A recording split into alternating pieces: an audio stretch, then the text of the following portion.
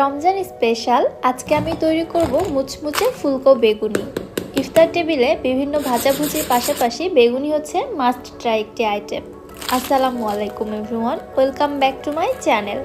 বেগুনি তৈরি করতে গেলে অনেকেই অনেক ধরনের সমস্যায় পড়েন। কারো বেগুনি ফুলতে চায় না, আবার ফুললেও বেগুনি ক্রিস্পি হয় না, একদম নরম ক্যাতক্যাতে হয়ে যায়, খেতে ভালো লাগে না। আজকে আমি গোপন ইনগ্রিডিয়েন্টস সহ এবং অসংখ্য টিপস সহ পারফেক্ট বেগুনি রেসিপিটি আপনাদের মাঝে শেয়ার করেছি। দেখে আসি। বিসমিল্লাহ। বেগুনি বানানোর জন্য এখানে আমি 2টি মিডিয়াম সাইজের বেগুন নিয়েছি। আমি এখানে মোটামুটি লম্বা সাইজের বেগুনটা ব্যবহার করছি। আপনারা যে কোনো বেগুন দিয়ে বেগুনি তৈরি করতে পারবেন। বেগুনগুলোর সামনের এবং পেছনের অংশগুলো কেটে ফেলে দিয়ে বেগুনগুলোকে ঠিক এরকম লম্বা স্লাইস করে কেটে নিয়েছি। আর স্লাইসগুলো খুব বেশি মোটাও না, আবার খুব বেশি পাতলাও না, ঠিক এই পুরোতে কেটে নিয়েছি। এবারে এই বেগুনের মধ্যে দিয়ে দিচ্ছি আমি 2 টেবিল চামচ লবণ। এই লবণ পানিতে বেগুনগুলোকে আমি ভিজিয়ে রাখবো 10 মিনিটের মতো। এতে করে যখন বেগুনিগুলো আমরা ভাজবো, ভেতরে যে বেগুনের অংশটা থাকবে ওইটা খেতে আর পানসে লাগবে না, খুবই মজার একটি টেস্ট আসবে। এইভাবে আমি পানিতে ভিজিয়ে রেখে দিচ্ছি। ততক্ষণে আমি বেসনের মিশ্রণটা রেডি করে নিচ্ছি। একটি স্ট্রেনারে নিয়ে নিচ্ছি 1 কাপ বেসন। বেসনটা অবশ্যই চেলে নিতে হবে, এতে করে বেসনের মধ্যে যে গুটি বা দলা অংশগুলো থাকবে সেগুলো আলাদা হয়ে যাবে এবং বেসনের মধ্যে অনেক এয়ার ক্রিয়েট হবে, যার ফলে ব্যাটারটা স্মুথ হবে এবং বেগুনি ফুলতে অনেক সাহায্য করবে। বেসনটা চেলে নেওয়ার পরে নিয়ে নিচ্ছি 1/2 কাপ কর্নফ্লাওয়ার এবং 2 টেবিল চামচ ময়দা। কর্নফ্লাওয়ারের পরিবর্তে বেগুনিতে চালের গুঁড়াও ব্যবহার করা হয়, তবে আমি সবথেকে ভালো রেজাল্ট পেয়েছি কর্নফ্লাওয়ার ব্যবহার করে। আর এখানে ময়দাটা কিন্তু অবশ্যই ব্যবহার করতে হবে, এটাই কিন্তু গোপন ইনগ্রিডিয়েন্টস। সব উপকরণগুলো চেলে নেওয়ার পরে একটি হ্যান্ড উইস্ক দিয়ে আমি সব কিছু ভালোভাবে একসঙ্গে মিশিয়ে নিচ্ছি, যেন কোথাও দলা বা লাম্পস না থাকে। এইবারে আমি এর মধ্যে দিয়ে দিচ্ছি 1/2 চা চামচ রসুন গুঁড়া, 1/2 চা চামচ দিচ্ছি আদা গুঁড়া, 1/2 চা চামচ ভাজা জিরার গুঁড়া, 1 টেবিল চামচ শুকনা মরিচের গুঁড়া, 1/2 চামচ হলুদের গুঁড়া। সাথে আমি এখানে 1 চামচ লবণ দিয়েছিলাম স্বাদ মতো, যেটা ক্যামেরা বন্দি হয়নি। এবারে এই সব কিছু আমি খুব ভালোভাবে একসঙ্গে মিশিয়ে নিচ্ছি, যেন শুকনো মশলাগুলো কোথাও দলা বেঁধে না থাকে।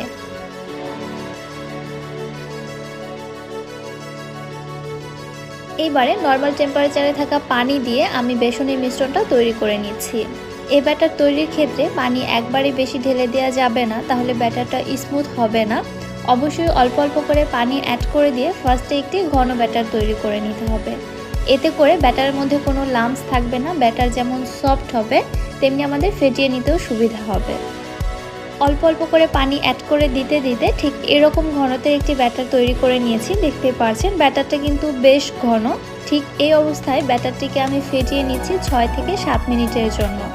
এতে করে ব্যাটারের মধ্যে এয়ার ক্রিয়েট হবে, ফলে বেগুনি খুব ভালো ফুলবে। প্রায় 6 থেকে 7 মিনিট ফেটিয়ে নেওয়ার পরে ব্যাটারটি ঠিক এরকম পজিশনে চলে আসছে। দেখতেই পাচ্ছেন ব্যাটারের ঘনত্বটা এখনও বেশ ঘন। আমি এর মধ্যে আরও সামান্য কিছু পানি অ্যাড করে দিয়ে একদম পারফেক্ট কনসিস্টেন্সির একটা ব্যাটার তৈরি করে নিচ্ছি। অল্প অল্প করে পানি অ্যাড করে দিতে হবে, ধাপ করে পানি ঢেলে দিলে ব্যাটারটা পাতলা হয়ে গেলে বেগুনি কিন্তু ভালোভাবে তৈরি করা যাবে না।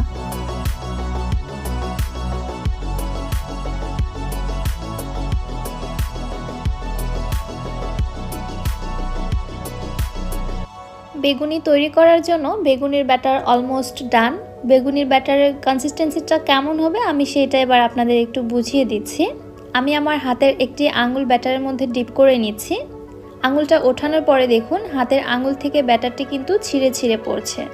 আর আমার আঙুলে দেখুন ব্যাটারটা কিন্তু খুব ভালোভাবে কোটিং হয়ে আছে।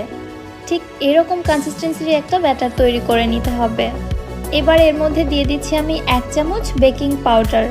বেকিং পাউডারটা আগে ব্যবহার না করে বেগুনি ভেজে নেওয়ার ঠিক আগ মুহূর্তে মিশিয়ে নিলেই খুব ভালো হয়। বেগুনি তৈরির ক্ষেত্রে আমি কখনোই বেকিং সোডা ব্যবহার করি না, আমি অল টাইম বেকিং পাউডারটাই ব্যবহার করে থাকি। সো আমার মতো পারফেক্ট বেগুনি তৈরি করতে চাইলে আমার প্রত্যেকটি টিপস আপনাদের মনোযোগ সহকারে ফলো করতে হবে। বেগুনির ব্যাটার রেডি হয়ে গিয়েছে, এক সাইডে রেখে দিচ্ছি। এবার অন্যদিকে যে বেগুনের স্লাইসগুলো আমি পানিতে ভিজিয়ে রেখেছিলাম, এবারে বেগুনের স্লাইসগুলোকে আমি পানি ঝরিয়ে উঠিয়ে নিচ্ছি। পানি ঝরিয়ে একটি স্ট্রেনারে রেখে দিচ্ছি অতিরিক্ত পানিটা ঝরে যাওয়ার জন্য। এবারে এখান থেকে একটি করে বেগুনের স্লাইস নিয়ে আমি বেসনের ব্যাটারের মধ্যে কোটিং করে নিচ্ছি। আপনারা চাইলে বেগুনের স্লাইসগুলোকে টিস্যু দিয়ে মুছেও নিতে পারেন। বেগুনের গায়ে যদি অতিরিক্ত পানি লেগে থাকে তাহলেও কিন্তু ব্যাটারটা ভালোভাবে কোটিং হতে চাইবে না, এজন্য পানিটা খুব ভালোভাবে ঝরিয়ে নেবেন। ব্যাটারের সঙ্গে কোটিং করার পরে বেগুনের স্লাইসগুলোকে আমি সঙ্গে সঙ্গে তেলের মধ্যে দিয়ে দিচ্ছি। তেলের মধ্যে দেওয়ার পরে চার সাইড থেকে গরম তেল উঠিয়ে আমি বেগুনির উপরে দিয়ে দিচ্ছি। এতে করে বেগুনি একদম ফুলে টইটম্বুর হয়ে যাবে। একটি বেগুনি যখন এরকম ফুলে উঠবে দেন তারপরে আরেকটি বেগুনি তেলের মধ্যে ছাড়বেন। এইভাবে প্রত্যেকটি বেগুনি ভেজে নিতে হবে। আর চুলার হিট রাখতে হবে মিডিয়ামে।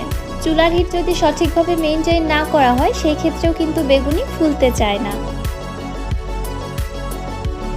দেখতেই পাচ্ছেন একটি বেগুনি ফুলে ওঠার পর দেন তারপর কিন্তু আমি পরবর্তী বেগুনিটি তেলের মধ্যে ছাড়ছি। সব সময় 5 থেকে 6 মিনিট হাতে সময় নিয়ে বেগুনি ভেজে নেওয়ার চেষ্টা করবেন, এতে করে বেগুনি খুবই ক্রিস্পি হবে। বেগুনি তেল থেকে ওঠানোর পরে প্রায় 1 থেকে 1.5 ঘন্টা পর্যন্ত বেগুনি এরকমই ক্রিস্পি থাকবে। বেগুনি ফুলে ওঠার পর খুব দ্রুত যদি আপনি তেল থেকে বেগুনি উঠিয়ে নেন ওই ক্ষেত্রে বেগুনি ফুলকোও থাকে না আর ক্রিস্পি হতে থাকলেও দূরের কথা। এই জন্য চুলার হিট মিডিয়াম টু লোয়ের মাঝামাঝি রেখে বেগুনিগুলোকে সময় নিয়ে ভেজে নিতে হবে। আমি প্রায় 6 থেকে 7 মিনিট সময় নিয়ে বেগুনিগুলোকে ভেজে নিয়েছি। দেখতেই পাচ্ছেন যেমন সুন্দর কালার চলে আসছে আর বেগুনিগুলো কত বেশি ক্রিস্পি হয়েছে আপনারা তো বুঝেই গেছেন।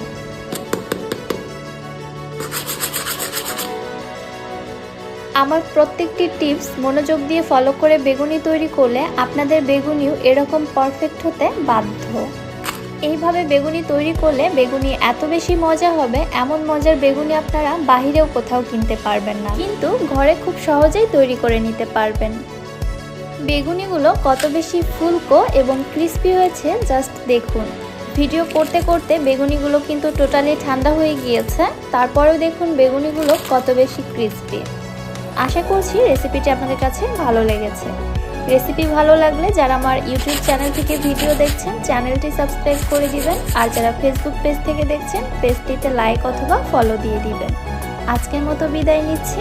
আল্লাহ হাফেজ।